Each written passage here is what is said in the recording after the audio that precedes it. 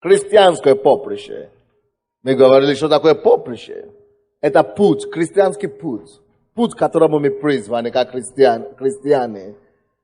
Не всегда легкий путь, но всегда благословленный путь.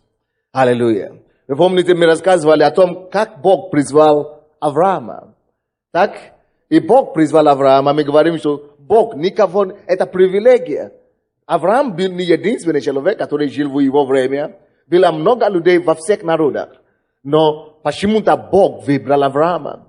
Именно благодаря выбору Бога на Авраама, на жизнь Авраама, поэтому еврейский народ благословен до сих пор. Кто из вас заметил, если вы столкнулись не просто с одним евреем, а несколькими евреями, вы обнаружите, что евреи – это специфический народ, народность. Что они благословленные люди. Кто заметил это? Кто-то скажет, нет, некоторые из нас испытывают антисемитизм евреям. Но если объективно смотреть, то еврейский народ, вообще евреи, они все благословленные. Они умные такие, разумные такие. И почему это все так? Не потому, что Бог любит евреев больше всего, а потому, что Бог даст обещание Аврааму. Аминь. Потому что Бог избрал Авраама. Вы слушаете меня, да? Когда Бог избирает человека, тому человеку повезло. Вы слушаете меня сюда? Кто-то думает, молодожены сидят, мы хотим видеть, как будем засчитывать. Не спешите, вы дождетесь. Только не спешите. Дождитесь, мы после проповеди, мы сразу это будем займемся. Аминь. Мы говорим о том, что если Бог избирает человека, то ему повезло. Он не только ему будет хорошо. Может быть, конечно, ему придется пройти через какие-то трудности определенные. Но через времени какое-то, вы увидите, он будет благословлен, и весь его род будет благословлен потом. Наглядный пример для нас, христиан. Почему у нас есть Ветхий Завет? Ветхий Завет, чтобы быть примером, как люди искали Бога, и что люди давали тем, которые искали Его. И как Он защищал своего народа, и как Он воевал за Его народ. И поэтому, когда вы читаете Ветхий Завет сейчас, вы видите какие-то войны, да? Вы видите какие-то непослушания и так далее. Это прообраз нашей жизни. Если мы есть Божий народ, когда мы читаем Ветхий Завет, мы видим, что израильский народ всегда идет на битву против разных проблем в их жизни. И Бог всегда был на их стороне. Он всегда поддерживал их. Он всегда давал им победу. Братья и сестры, точно таким же образом. Это говорит нам о том, что если я тоже еврей сейчас, мы тоже с вами евреи, потому что мы во Христе Иисусе. Это Галатам 3 глава говорит, что мы наследуем благословение Авраама через Христа Иисуса. Всякий человек, который принял Иисуса в сердце, он благословение Авраама, все благословения, которые евреи имеют, приходят на род этого человека, на этого христианина. Вы понимаете меня, да? И когда мы читаем Ветхий Завет, мы видим, как Бог поддерживает евреев, защищает их, воюет на их стороне. Тогда мы можем тоже думать, говорить, если я тоже еврей во Христе Иисусе, если я наследую благословение Авраама, тогда я могу рассчитывать на то, что всемогущий Бог, Бог Отец, который сотворил Вселенную, что Он будет за меня тоже воевать. Он на моей стороне также. Так как Он пошел перед еврейским народом на войну, на фронт и одерживал победу, таким же образом Он будет одерживать победу на мою сторону, за меня. Какие бы ни были враги у меня есть. Это не только физические враги. Они воевали против физических врагов, но мы воюем против жизненных проблем сейчас. Может быть, твой враг это болезнь какая-то. Может быть, твой враг это, плохой муж, или не муж плохой, а вот эта проблема есть твой враг. И ты можешь рассчитываться на Бога, потому что Бог тебя выбрал. Это просто потому что благодаря тому, что Бог выбрал еврейский Авраама, поэтому Он защищал евреев так. И на сегодняшний день мы говорим о том, что нас также Бог избрал. Представляете, сколько людей живут на Украине сегодня? 53 миллиона, да? Или 54 миллиона. Но почему именно нас Бог избрал? Почему именно нас Бог спас? Мы не заплатили за наше спасение. Посмотрите в Киев сегодня. Есть люди, которые богаче нас. И они не познали через свое богатство Христа Иисуса. Они не познали спасение. Но мы познали почему-то. Есть, может быть, мы грамотные, мы академики, но не важно. Вы академик, но есть другие академики, которые умнее нас. Которые не познали через свой ум Иисуса. Никто не познает по силам своим, но Бог, как Он выбрал Авраама тогда, не по его заслугам, Бог просто, Божья милость просто пришла на Авраама, и Бог выбрал его таким же образом, мы особенный человек. Эй, сестричка, смотрите на себя по-другому. Смотрите на себя как важный персон. Вы знаете, я не думаю, что христиане, ведь мы должны ходить с этими опущенной головой, инфляция, плохо, нечего кушать, нету работы, неплохо, муж пьет, сын колется. Слушай, я Бог на нашей стороне.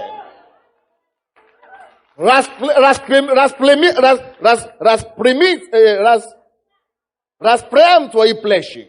Поднимись, воспрямся, подними свою голову. Ходи с достоинством. Бог говорит, первое послание Петра, 2 глава, 9 стих, что мы род избранный. Мы особенный человек. Слушай, то, что Бог нас выбрал, это уже ставит нас на высшей ступени, чем кого бы то ни было. Я имею больше чувства достоинства, чем президента Клинтона. Чем любого человека. Почему? Потому что я знаю, что Бог во мне. Я избран Богом. Я омыт кровью Иисуса. Мое имя записано в книге жизни. Меня знают на небе. Меня знают в аду. Ангелы охраняют меня. И ты хочешь говорить, что я не важный? То же самое с вами. Давайте откроем 1 Петра, 2 глава. 1 Петра. Это серьезно. Это звучит смешно, но это на самом деле. Слушай, но кто пережил спасение? Спасение по-настоящему. Кто знает, что он спасен? Слушай, но посмотрите, какое это блаженство быть спасенным, да? Чем мы это искупили? Чем мы это купили? Чем мы заслужили это? Ничем. Какой мир, какая радость, какое удовлетворение в Боге. Слушай, разве это не достаточно доказательство тебе, что ты не просто какой-то попрошайка, ты не проходимец. Ты слишком важный персон. Бог, сам Бог, который создал небо и землю, Он знает тебя по имени. Он выбрал тебя, Он предпочитал тебя над другими твоими ровесниками. Вы знаете, обычно, когда мы знаем людей, важных людей, мы гордимся этим. Нам хорошо. И мы хвастаемся даже, что да, я знаю, допустим, если бы кто-то из вас знает лично президента Кушма, и он приходит к вам по выходным в гости. Как вы думаете, вы бы сказали, что вы бы гордились этим, что я знаю самого президента Украины, он мой друг, он мой знакомый. Даже некоторые из вас гордитесь, что вы знаете пастора Сандей лично. А пастор Сандей, он вообще никто. Допустим, если кто бы знал из вас, президента Клинтона лично, вы бы гордились этого, или Кушма лично, вы бы гордились. Потому что нам нравится быть ассоциироваться важными людьми. Слушай, есть кто-то, кто важнее, чем пастора Сандей. Есть кто-то, кто важнее, чем президента Клинтона или Кушма. Есть Бог, который создал их всех вместе взять. И этот Бог, не просто познал тебя, как Он познал, Он всех знает. Но Он выбрал тебя быть Его сыном, быть Его дочерью. Вы знаете, все, конечно, есть Божье творение. Все люди. Но не все есть Его дети. Евангелие от Иоанна 1:12 говорит, всякий, как там написано, всякий, кто примет Его, верующий во имя Его, дал Он власть быть чадом Божьим. Не все имеют право быть чадом Божьим. Иоанна 1:12, Бог дает человеку власть быть Его детем, чадом, только после того, как он принимает Иисуса сознательно, когда он возрождается. Так что Бог выбрал тебе, чтобы ты был возрожден. Он знает тебя по имени. Перестань думать так о себе. Перестань так низко смотреть на себя. Это реально. Я говорю, если бы мы знали президента лично, мы бы говорили, что я его личный друг, он наш семейный друг. Но, слушай, сам Бог знает. Небо приходит в attention, как это, в готовность, в строй, в боевой, это самое, как бы, кто служил в армии, как это называется? Не боевой. Когда человек, начальник проходит, командир проходит, все солдаты так говорят. Дает честь. Когда ты приходишь в молитве, все небо дает тебе честь. Так что ты важный. Ты важный. Давайте посмотрим 1 Петра 2:9, который я сказал. 1 Петра 2:9. Но вы, род избранный. Слушай, как тебя зовут? Анатолий? Наталья? Лариса? Светлана? Написано, ты. Даже Бог использует вы. Ты, род избранный. Разве это не прекрасно? Род избранный. Поэтому я привел вам пример из жизни этого Авраама. Что благодаря тому, что Бог избрал и выбрал Авраама, Он благословил его весь род. Он говорит, что я благословлю род твой. Кто был в прошлый раз? Я в прошлое воскресенье. Я об этом проповедовал. Если Бог выбирает кого-то, Он говорит, что я сделал твой род великим. И из-за того, что Бог выбрал одного Авраама, посмотрите, как весь его род, еврейский род, и нас благословилось. И я говорю о том, что даже если ты умрешь, и твои родственники, твои дети не придут к Богу, неверующие, все равно Бог будет исполнять это слово. Все равно они покаются. Либо при твоей жизни, или после твоей жизни. Все равно Бог исполнит свое слово и сделает так, что не важно, какие у тебя предки. Никто, забитые, или бедные, или вообще, тюремщики, преступники. Но потому, что ты избран Богом, а у тебя пойдет изменение коренное в твоем роде. И вы будете только подниматься. И это благословение останется навсегда. По-любому. Только если ты не будешь служить Богу. Потому что мы видим это с примера Ветхого Завета. И даже если тебя убил, я привел пример пятидесятников, которые расстреливались. И баптистов, знаете, в советских времен, советской власти, они просто игнали, они были верующими. Я говорю, когда все начали переживать депрессию, экономические проблемы, пятидесятники и баптисты, они хорошо живут. Средний, их член церкви, среднем, на 2 человека есть машина в церкви, их церковь. Просто баптисты, пятидесятники, просто вроде бы они такие забиты, их не принимали в институтах, их не принимали, даже их ругали в школах, их дети, оскорбляли везде. Но Бог скажет свое слово. Если Бог и Божье благословение уже на тебя, даже твои дети не смогут избежать от этого. Посмотрите израильский народ. Они уходили от Бога. Они хотели уйти с Божьей пути. Но Бог все равно, потому что Он говорит, потому что я дал слово Аврааму. Потому что я есть Бог Авраама, Исаака и Якова. Поэтому я возвращаю вас домой. Поэтому я посылал вам пророка, чтобы перенаправить вас. Потому что Он дал свое слово. И Бог не может измениться. И Бог не может изменить себя из-за того, что ты не верный. Даже когда мы не верны, Он бывает верный. Вот, Он здесь говорит. Вы, род избранный. Слушай, брат и сестра, пойми это, что это правда. Кто из вас знает Слово Божье? Что это есть Слово Божье, Библия? Знаете, что здесь написано правда? Почему бы нам не поверить в это? Бог сам говорит, ты род избранный. Если бы ты еще не спасен, если бы спасение не пришло в твой дом, мы бы могли бы сказать, может быть, у тебя получится, или может быть твой род что-то выйдет или не выйдет. Может быть или не может быть. Но раз ты уже избран Богом, ты ответен на Божий призыв. Ты служишь Богу. Ты род избранный. С этого времени, с твоего рода, твоего семейства, вот с этого времени, как ты покаялся, все пойдет к лучшему. Ты говоришь, как это так? Мой муж еще пьет. Мои дети еще не верующие. Слушай, я был недавно, год назад или 2 года назад, во Львове. Одна пожилая женщина. Она дожила до старости. У нее было 9 детей. И она была первая женщина, которая уверовала в ее деревню, в ее село. Когда ей было только 14 лет, во время войны, она покаялась. Она приняла Иисуса в лагере там, неважно. И она привела веру в это село. И вы знаете, что когда она женилась, она вышла замуж за неверующего. И они родили много детей. И они все были, потому что тогда была очень преследовалась веру, такую веру. Они были 50, и их очень сильно преследовали. И его дети были дома, как воспитаны в христианском духе, но когда они пошли в школу, 6 лет или 7 лет, они все отошли от Бога. Они боялись, потому что их ругали, и над ними ругали в школах и так далее.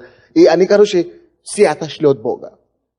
И, вы знаете, она молилась, и весь город почти, все село почти покаялось через нее. Но там была церковь, но ее дети не покаялись. Знаете, ее дети не покаялись. И она дожила до 99 лет. Только не сколько дней до 100 лет не дожила. И за это время никто не покаялся. И внуки уже взрослые, все, никто не покаялся.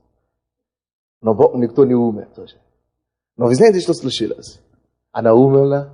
И с этого года, как она умерла, Бог почему-то нашел меня, пастора Генри, с Африки, привез нас сюда. Она молилась, рассказывала все, делала все, что могла. Они видели это все, не принимали. Но когда мы начали здесь покаяться, ее все внуки, и дети, и невестки, все начали каяться. И, вы знаете, Бог все поднимал, все они хорошо живут, все они занимают поста здесь. И они все начали каяться. Того года, как бабушка умерла, все начали покаяться. Все теперь покаялись, все до одного. Потому что Бог верит. Она, наверное, умерла с огорчением. Она, наверное, огорчилась, что Бог не услышал мою молитву. Кто тебе сказал, Бог не услышал? Кто тебе сказал? Бог, Он не человек, чтобы измениться. Или сын человеческий, чтобы лгать. Брат, ты избранный. Написано 9 стих. Вы род избранный.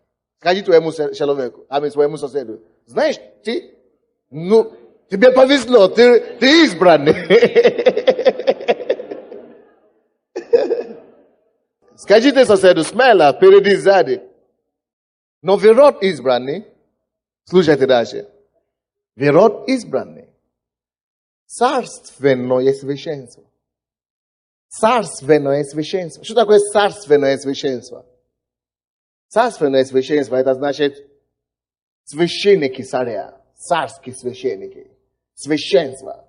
Мы род избранный, чтобы жить и быть образцом святости, чтобы жить и быть образцом священника, чтобы быть образцом праведного образа жизни, чтобы стоять между людьми и говорить между людьми и Богом.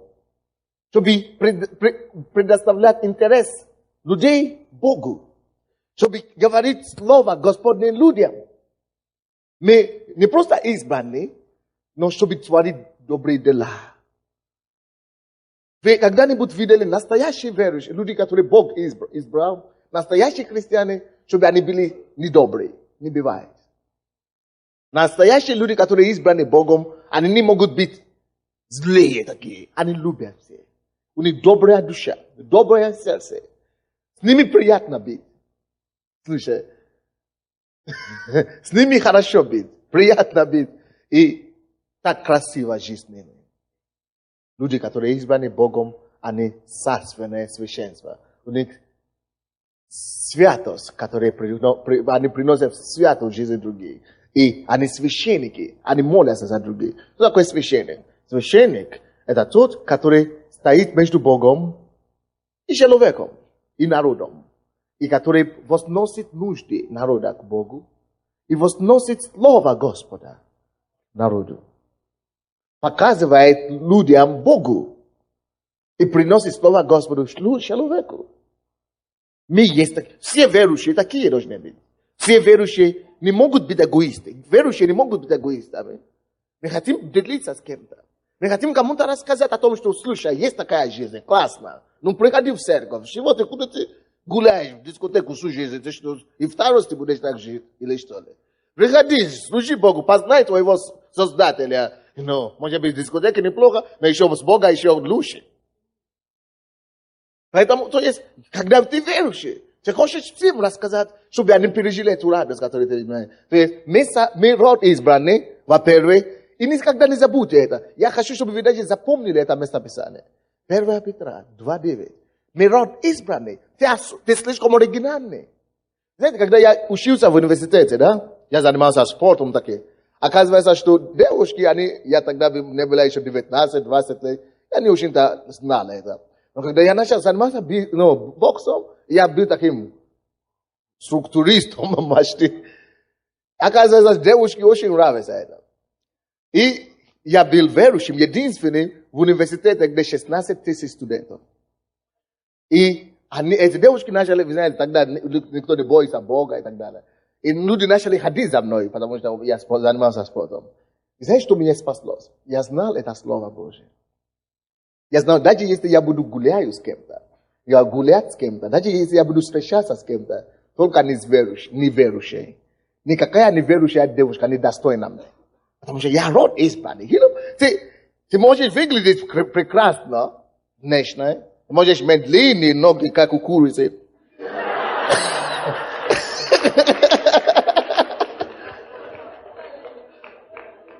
Это правда, что я сейчас скажу? Но слушайте дальше. Не важно, как ты выглядишь. Но если ты не спасен, я это знаю. Если ты не спасен в душе. Вы знаете, как люди выглядят очень хорошо внешне, хороший костюм, класс.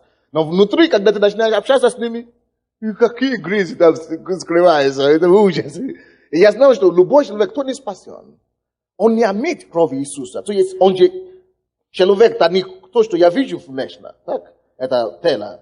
Человек, суть, есть его дух. Если его дух не очищен, не имеет, его душа не имеет, значит, он там воняет там внутри. Он, это самое, как сказать, смердит. Да, лучшее слово. Значит, он там смердит внутри. И я это знаю. И я всегда говорю девушке, они говорят, ты что ты? Почему? Давай развлекаемся или что-нибудь. Я говорю, нет, я не могу, девушка. Я верующий, я читаю Библию. Ты что, запрещено, ты такой здоровый, нормально. Говорю, слушай, даже если я хочу иметь подругу или жену, только не из вас. Я говорю, почему? Слушай, я, конечно, не хотел обижать, я им это не говорил, но... Но знал, да? Я говорю, нет, девушка, нет, ничего. Но я не уважаю таких девушек вообще. Почему? Потому что я знал, кто я есть. Братья, важно, чтобы вы знали, кто вы. И не важно, с кем я встречаюсь сегодня. Я встречаюсь с многими людьми, депутатами, бизнесменами. Даже некоторые представители государства. Я никогда не бываю смущения. Я не падаю духом. Я не дрожу, как мне себя вести. Я знаю, кто я есть. Я дитё живого Бога. Я избран Богом. Я знаю, что куда я иду, Бог идет со мной. Я знаю, что я делаю, и ангелы здесь. Они пускай дрожат, но я спокоен. Они пускай нервничают, я улыбаюсь. Разве это не классно?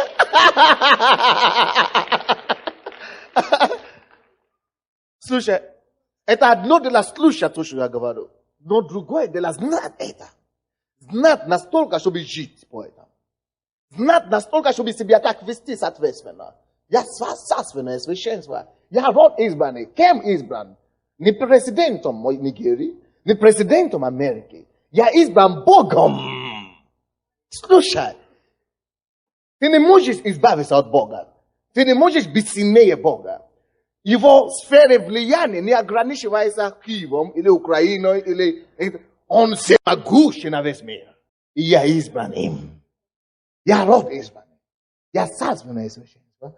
И вы знаете, когда ты это знаешь, очень часто, иногда я езжу по разговаривал с верующими и говорят, летом вообще, как люди себя ведут, ну, искушение. Слушай, молодые люди, молодые христиане, вам даже не надо, я не знаю, как можно в искушение с неверующими.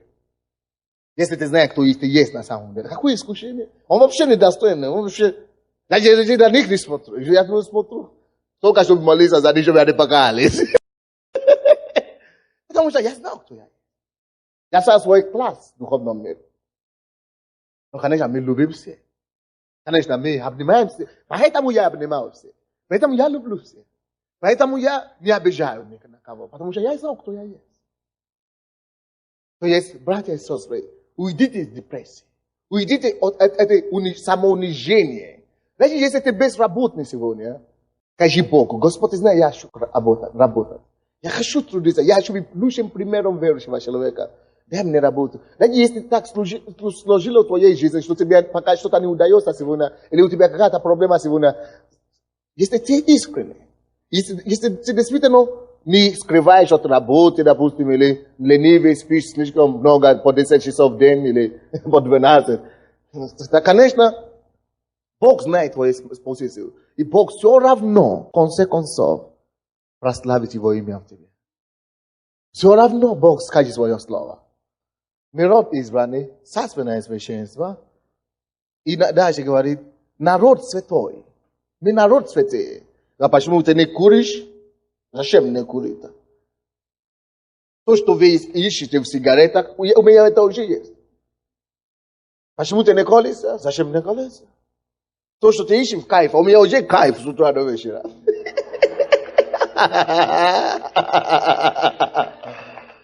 То, что ты ищешь вино, алкоголь и так далее. Зачем? Наоборот, мне плохо, когда если я буду пить. Потому что у меня уже есть внутри удовлетворение. Потому что это дается мне Богом. Поэтому я святой народ, я веду святой образ жизни. Аминь. Слава Богу. Мы такие должны быть. Потому что мы избраны Богом. Мы знаем Бога. Мы представляем Божий интерес здесь на земле. Мы позволяем Его жизнь явиться через нас. Наша жизнь демонстрирует, какой Бог есть. Когда люди смотрят на нас, они понимают, что вот такой Бог есть. Бог должен быть такой. И мы позволяем Его характер явиться через нас. Вот. Люди взяты в удел. Братья, мы есть люди взяты в удел. Мы посланники Божьи. Мы Божьи амбассадор. Мы Божьи посланники. Мы Божьи послы. То есть мы взяты в удел. Мы бизнес у Божьи. Мы миссии. Мы люди с миссией. Аминь. И поэтому Бог, короче, мы вернемся в нашу проповедь. Христианское поприще. Бог избрал Авраама. Как пример, какой будет христианское хождение и поприще. И когда Бог избрал его, мы уже смотрели это прошлое воскресенье, он зашел с дороги, потому что наступил голод. Проблема возникла. То есть, у нас это тоже будет. Не думай, что я христианин, у меня будет только все гладко и гладко. Нет, ты еще живешь в этом мире. Это когда мы будем на небе, тогда все будет хорошо, без проблем. Но тут всегда будут проблемы, испытания какие-то. Но в испытаниях мы не убегаем от испытания в мир. Потому что в миру еще будет хуже, больше испытаний. Но это то, что делал Авраам. Что он сделал? Он убежал от Божьих поприща, от Божьего поприща в Египет. А Египет это образец мира. Ну, неверующий мир. Они без Бога живут. Потому что в Египте было богатство. Давайте вернемся в Бытие. 12 главу. Бытие 12. Когда ты избран Богом, есть некоторые вещи, которые ты не можешь себе позволить делать. Вы слушаете меня? Когда ты избран Богом, есть некоторые вещи, которые ты не можешь себе позволить делать. Допустим, отойти в Египет. То есть делать те вещи, которые ты знаешь, что они против Слова Божьего. Выйти за неверующего, допустим. Или жениться на неверующего. Или пить и курить и гулять, допустим. Это отступление в Египет. Вы знаете, это мы не можем себе позволить. Допустим, но Авраам, наверное, не знал это в это время. И потому что было богатство в Египте, он думал, здесь я умираю от голода, давайте я уйду с Божьей пути и пойду там, туда зарабатывать. И вы знаете, давайте посмотрим 14 стиха 12 главы. 12 глава Бытие, 14 стиха. Действительно, он нашел богатство в Египте. Он нашел богатство по-настоящему. Но зато он потерял все остальное, что у него было. Он потерял мир, потерял радость, потерял покой. Давайте посмотрим, 14 стиха. И было, когда пришел Авраам в Египет, египтяне увидели, что она, женщина весьма красивая, то есть его жена. Так? Они увидели, египтяне видели, что жена красивая у него, увидели ее и вельможи фараоновы, и похвалили ее фараону. И взята была она в дом фараонова. Так, 16 стих. И Авраам хорошо был ради нее. И был у него мелкий и крупный скот, и ослы, и рабы, и рабины, и лошаки, и верблюды. Но Господь поразил тяжкими ударами фараона и дом его за Сару, жену Авраама. То есть они видели Аврааму, и они взяли его жену и дали ему богатство. Дьявол всегда так делает. Он соберет у тебя всего прекрасного, что у тебя есть. Вы помните, когда мы были с вами маленькими? Мы были такие наивные, да? Такие, безвинные. Мы любили всех. Мы были добрыми. Мы мечтали о прекрасном. Мы вообще были, мы не знали о злых делах. Но как только что мы начинаем вращаться в мир, да? Суете мира, вращаться с какими-то грешниками, мы становимся жестче как-то, злее как-то. И дьявол собирает эту невинность, нежность, доброту, любовь, детский, все то, что у нас было прекрасное. Дьявол собирает и показывает нам, зато ты такой уже крутой, зато посмотри, с кем ты ходишь, зато ты уже такой, современный, зато ты уже такой, мужчина или женщина.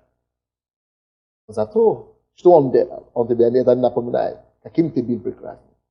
Вот почему легче жить детям, чем взрослым. Потому что они беззаботны. Они безвинны. Они чистые. Эта чистоту дьявол собирает и погрязывает нас в свои эйфории. И он не говорит нам потом последствия. Это то, что случилось с дьяволом, с Авраамом. Он пошел в мир. В миру дьявол соберет у тебя все самое лучшее, что у тебя есть. Это в обмане, что он тебе даст богатство. Действительно, он дал ему богатство. Но написано потом, позже, что когда он уже уходит оттуда, слава Богу, что Бог вмешался и поразил их, фараона говорит, опусти жену моего помазанника. И они дали ему его жену обратно. И я думал, что они собрали все их богатство обратно тоже. Возможно, потому что в 13 главе, когда он уже вернулся в землю обетованную, куда его Бог вызвал, написано, что он вернулся только с тем, что у него было до этого.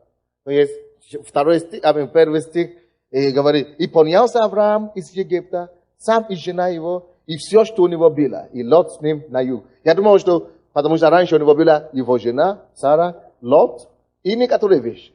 Он пошел в Египет вместе с ними. В Египет у него было все богатство. Но когда он уже вернулся из Египта, он имел Лот тоже. Имел жену и все то, что у него было. Конечно, тут это слово «было» нам не объясняется. Это то, что у него было до Египта, или то, что у него было в Египте. Но не имеет значения. Мы знаем, что когда люди идут к дьяволу, дьявол собирает самое лучшее. Даже то, что он дает тебе сначала, он потом собирает. Аминь. Поэтому я склонна думать, что здесь имеется в виду именно то, что у него было до Египта, чем только он вернулся. Остальное дьявол уже собрал, то, что он дал ему в Египте. Аминь. Но, слушайте, всякое бывает, что я хочу говорить этим? В христианском поприще бывает падение и всякое бывает. И знаешь, что это плохо, ты знаешь, что это грех, но ты не мог удержаться, допустим. Каждый из нас грешит почти каждый день. И мы грешим, но заметьте себя, 13 глава. Написано, и поднялся Авраам из Египта. Он упал. Раньше, в 12 главе, 10 стихе, написано, что он не сошел в Египет. Он отпал в Египет. Но сейчас, первый стих, 13 главе, написано, он поднялся. Слушай, братья и сестры, в христианском поприще не думай, что ты никогда не споткнешься. Спотыкаться каждый может. И каждый может упасть. Но самое главное, не оставаться в лежащем положении. Даже если ты упадешь, самое главное, суметь собраться и подняться. Потому что никто из нас не имеет права остаться лежащим, пока мы не увидим Иисуса Христа. Помните, только побеждающий наследует Царство Небесное. Только тот, который живет с Богом до конца, наследует Царство Небесное. Поэтому, может быть, Бог уже тебя исцелил от наркотиков. И через какое-то полгода ты видишь свои старые друзья и говоришь, о, Боже мой, давай. Я, наверное, что-то потерял. Почему-то я думал, что уже не тянет, а тут еще тянет. И на тебе наколется. А потом, вы знаете, что дьявол начинает тебе говорить? Видишь, ты уже сорвался. Тебе уже в церкви не поймут. Ты как это тебе должно быть стыдно. Не вернись больше. Как это ты пойдешь в церковь? Ты уже такой грешный, Бог тебя уже не примет.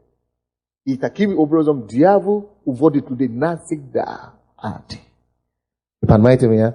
Навсегда в ад. Но Бог наоборот. Если Он тебя любил, когда ты вообще не был верующим. Если Он тебя простил, когда у тебя куча было столько грехов. Тем более сейчас, когда ты только один раз упал. Тем более сейчас еще проще тебя прощать. Но дьявол тебе скажет, нет, ты такой плохой, ты подвел Бога так сильно.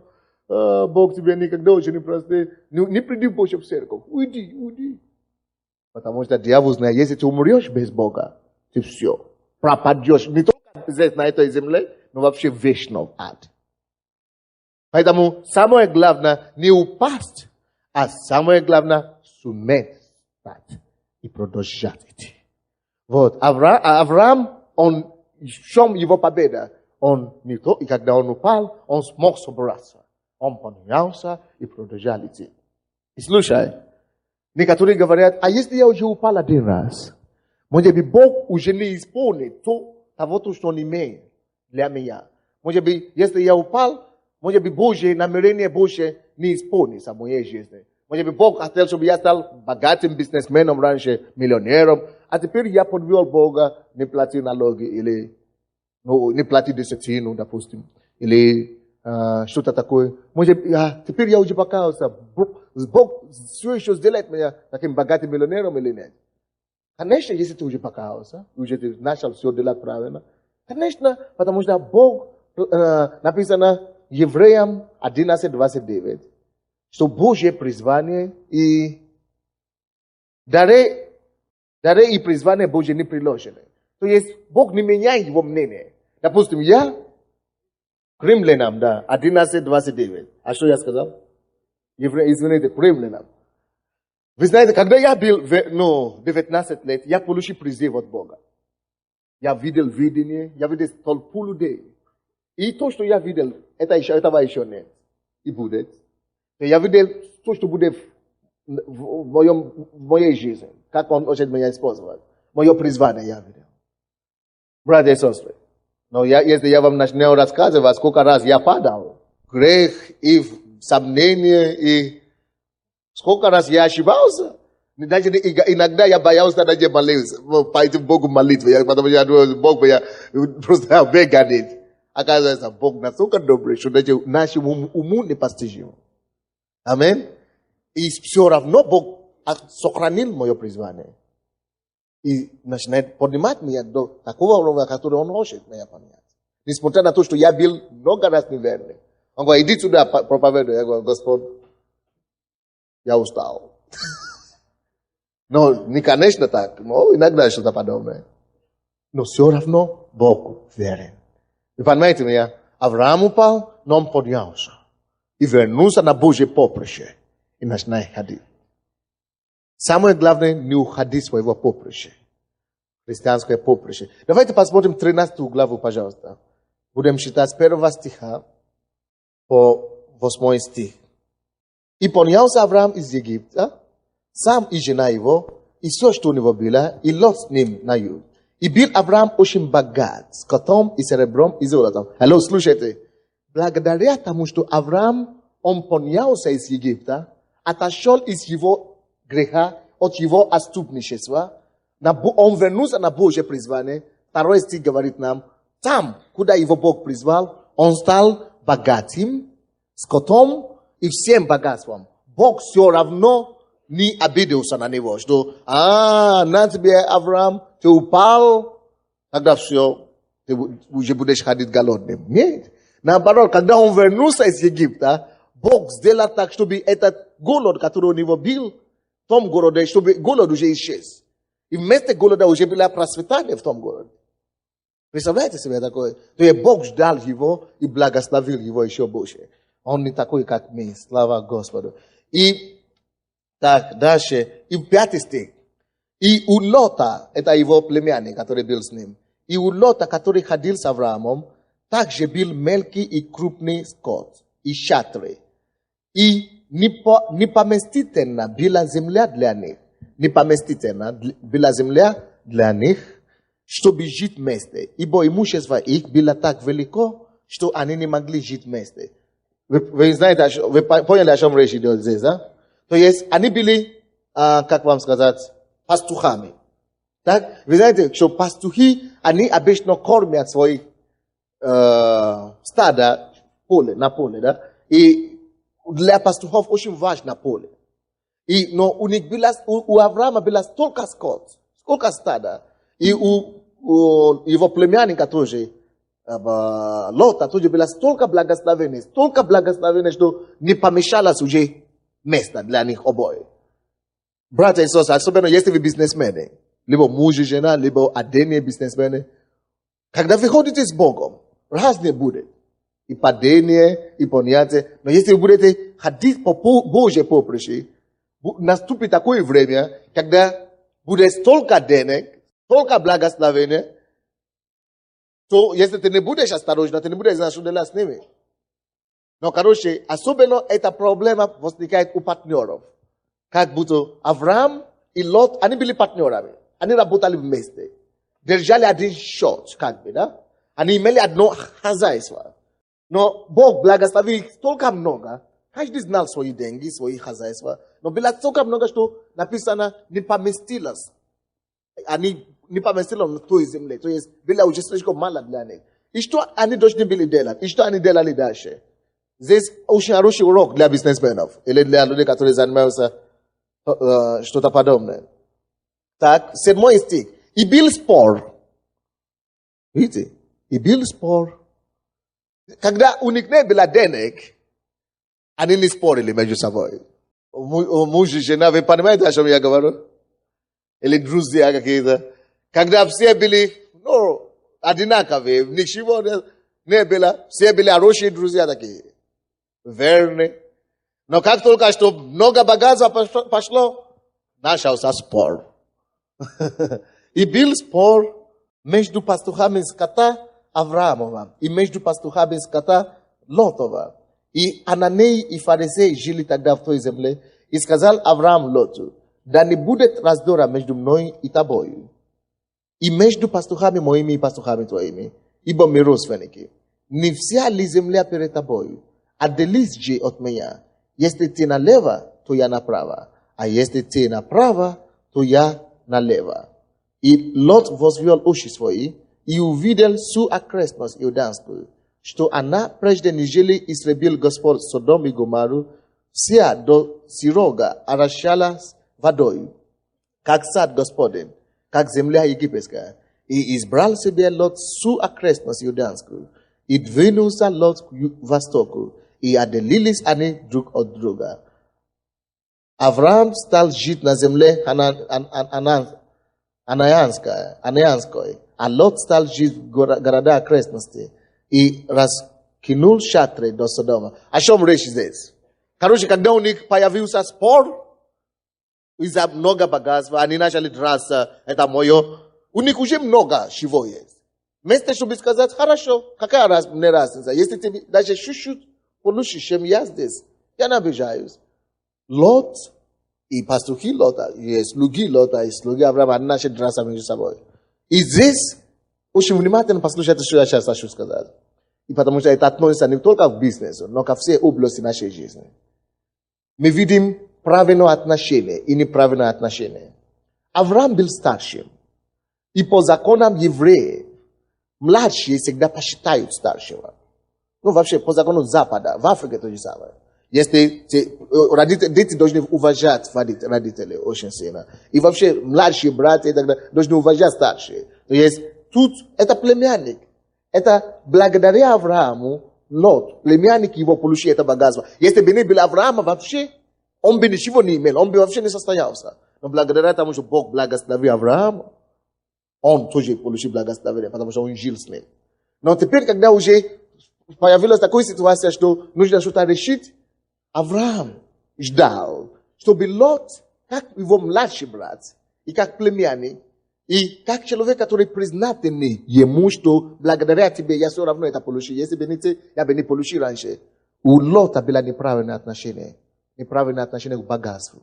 Братья и сестры, если мы избраны Богом, мы не останемся на всю жизнь вот такими незначительными, бедными и так далее. Вечно не будет так. Если вы добросовестны, вы работаете, вы трудитесь, и вы стремитесь вперед, Бог не пренебрегает таких людей. Он поднимет нас однажды. Но Лот, он не имел правильное сердце. И важно, чтобы у нас было правильное сердце. Что Лот делал? Лот упорся на свое. Нет, я должен кормить свои скота. Нет, мое стадо должно получить все. Нет. Хорошо, вы знаете, что Авраам, он был старший. И он знал свои права. Он знал, что по праву он должен избрать. Он должен выбрать землю и площадь. Он должен требовать, что, слушай, я вообще тебя могу выгнать. Но что он сделал? У него было правильное сердце. У меня столько у меня есть, что за это я с тобой, мой племянник, не будет драться. Я прошу тебе, Лот, посмотри всю землю, которая у нас есть.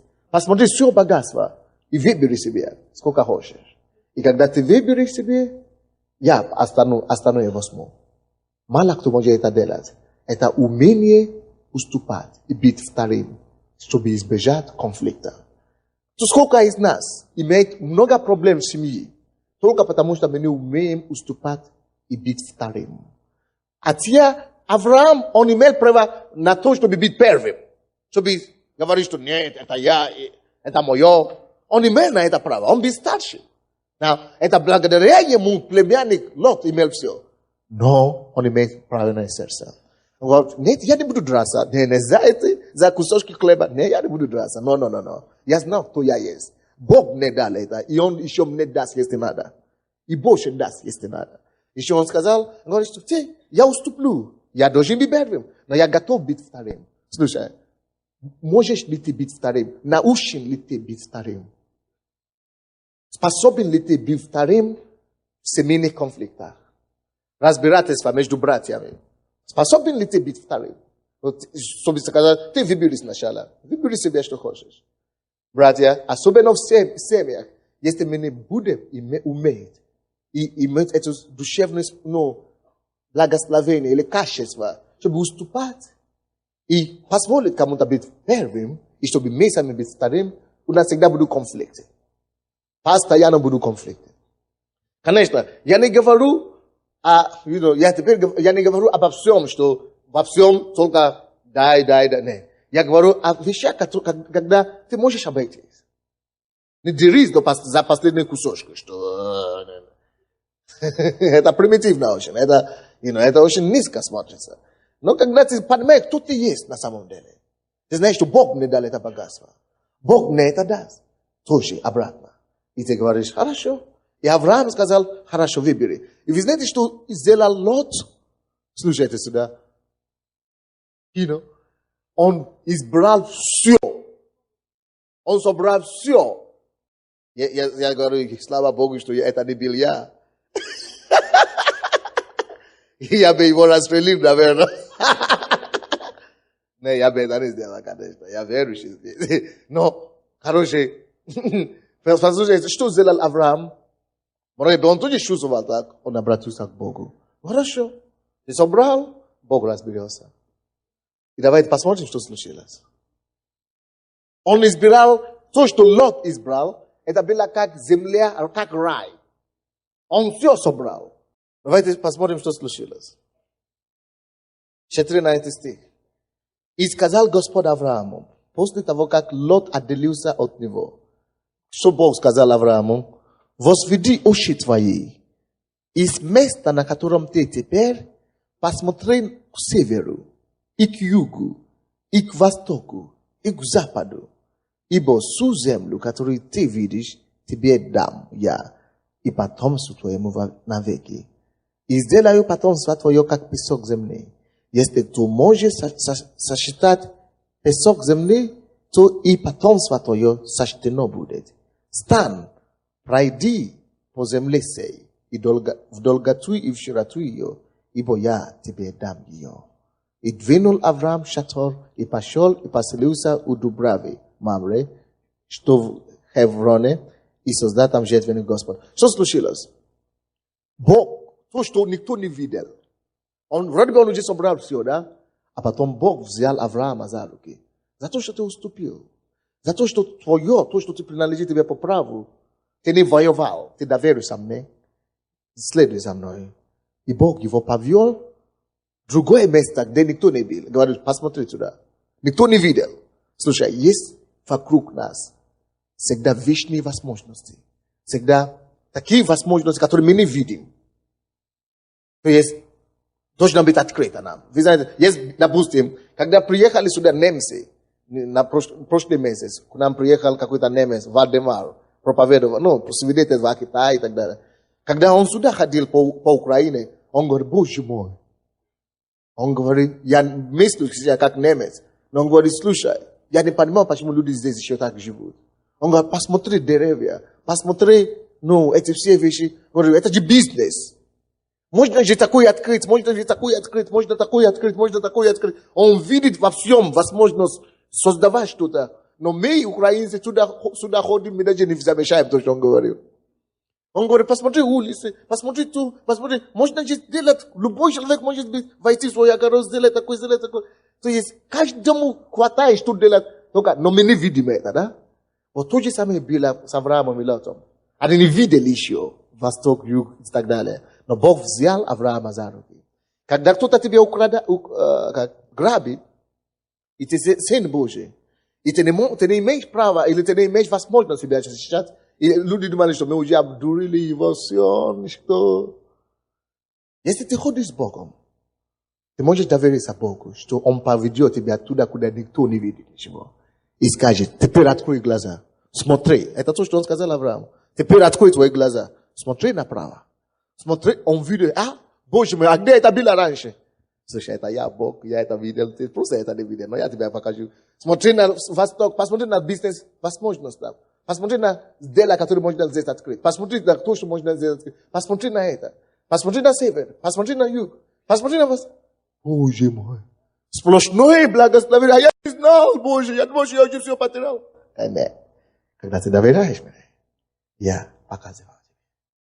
Это то, что Бог будет делать. Когда мы ходим с Ним и не деремся сердцем за богатство, может быть. Бог тебе может дать богатство. Но другой вопрос. Сможешь ли ты довериться Богу? Все то, что Он тебе дал. Семья, работа, богатство и так далее. Ты можешь говорить, Господь, я доверяю тебе. Как ты меня поведешь? Туда я пойду. Что ты мне скажешь? То и сделай. Потому что ты это все равно мне дал.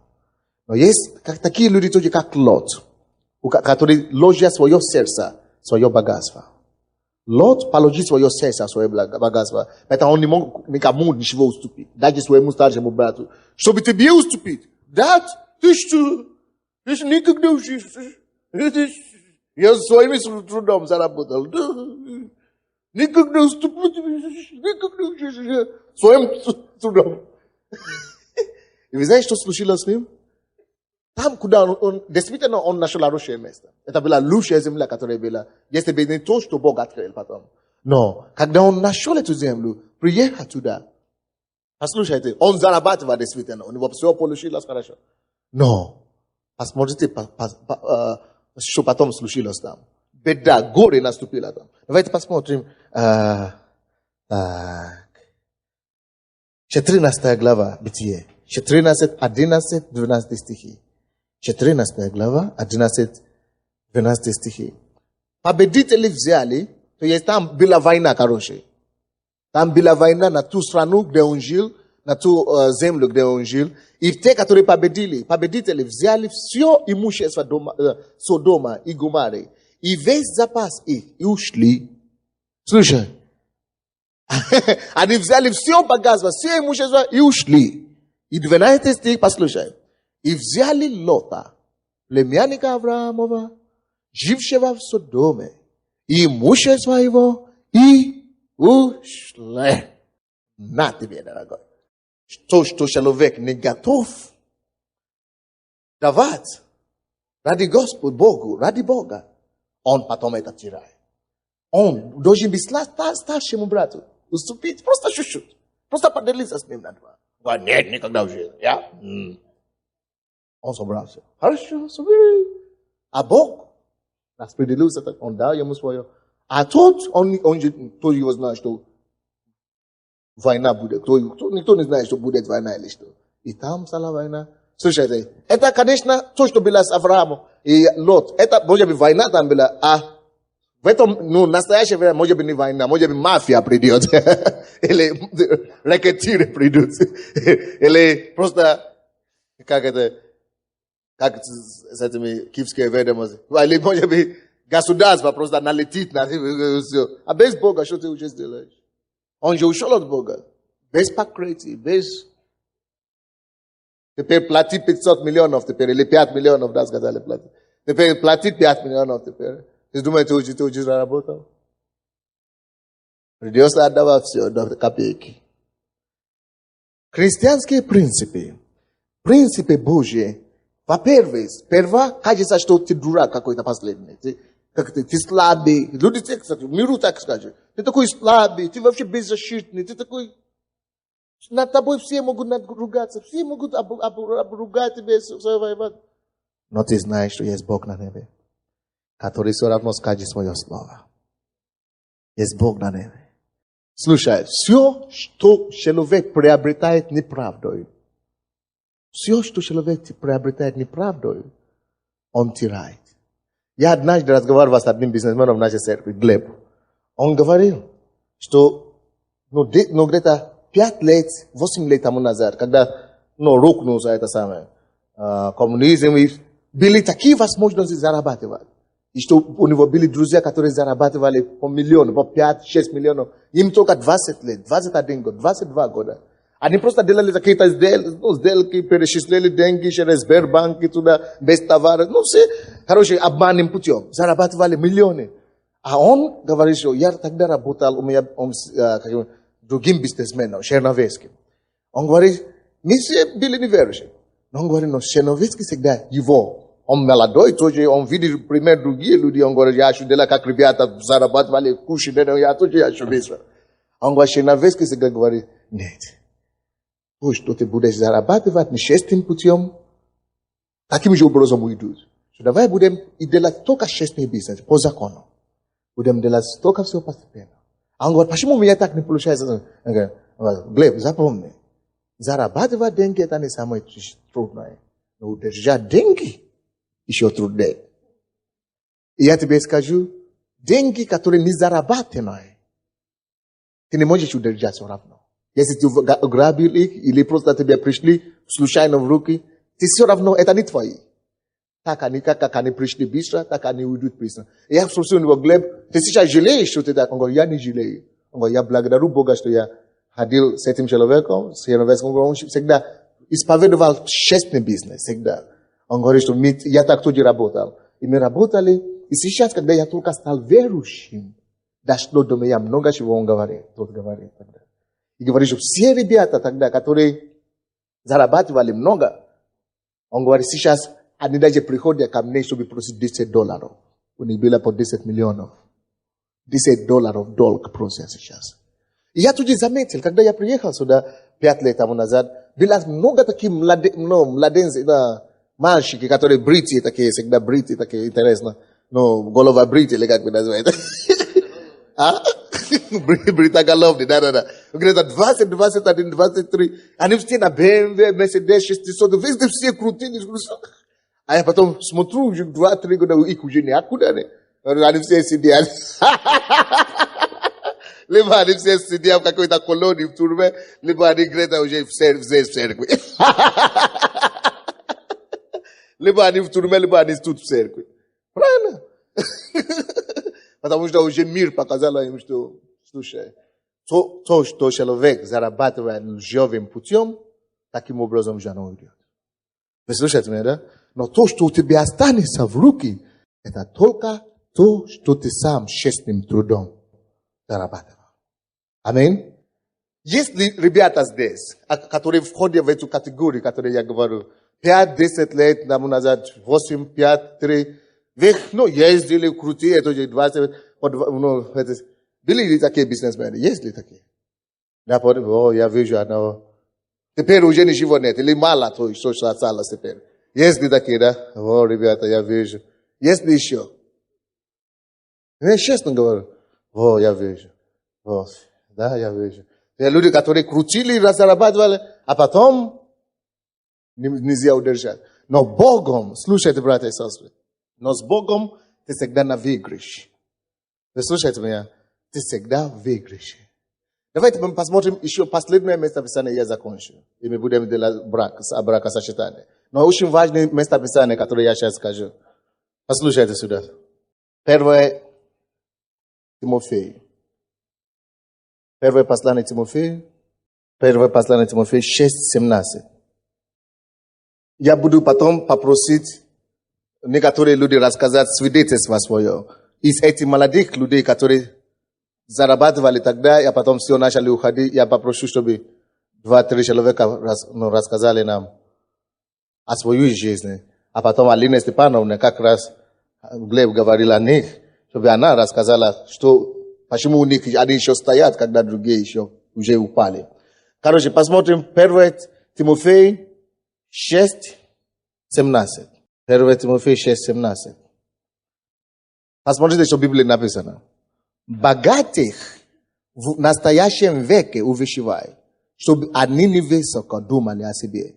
Вы слушаете, да? Богатые увещевай, чтобы они высоко не думали о себе и уповали не на богатство неверное, но на Бога живого, дающего нам все, обильно для наслаждения. Во-первых, заметьте здесь, что написано, что Бог дает нам все обильно для наслаждения. Заметьте себе и обратите внимание на то, что Бог не против изобилия. Наоборот, Бог дает изобилие. Вы слушаете, да? Он дал Аврааму изобилие. И нам, говорит, дает нам изобилие. Чтобы наслаждаться. Не просто, чтобы иметь изобилие, а потом хваститься. Нет, не хвастаться. Потому что полагается не на богатство, а на Бога. Увещевай богатых. Чтобы они положили не на Бога, не на богатство, но на Бога. Неверное богатство. Почему неверное богатство? Потому что она может уйти любое время. Но только Бог вечный, который никуда не уйдет. Поэтому полагайте, увещевай, чтобы полагаться. Но вы знаете, что есть тоже не богатые люди, но которые все равно их сердце в богатстве. Ничего не имеет. Ты видишь человека? Он вообще ничего не имеет. Еле-еле месяц находит $100. А он? Такой. Но на самом деле, люди, которые что-то имеют, они скромные. Они знают Бога, что благодаря Богу они это получили. И они полагаются на Бога, не на неверное богатство. И потому что Бог дает всем нам, чтобы наслаждаться. Поэтому, братья и сестры, многие из нас, я помолюсь для нас сегодня. Я буду молиться за этих бизнесменов, которые бизнес упал. Может быть, благодаря тому, что вы вступили в Египет или что-то. Или вообще за любого человека, который был как-то высоко раньше, сейчас внизу. Или вообще вы отступали как-то, теперь вы вернулись в Божье поприще. Я буду молиться за всех, чтобы Бог доверил нам. Но слушай, когда Бог тебе доверит хорошую работу, хороший бизнес, хорошие деньги, будешь ли ты верен Богу? Или ты будешь только полагаться на Бога, на работу и на деньги, никогда до Бога, я так занят, никогда. Ага. Знаешь, что Бог еще не умер. On дает, он может собрать тоже. Аминь. Давайте преклоним нашу голову.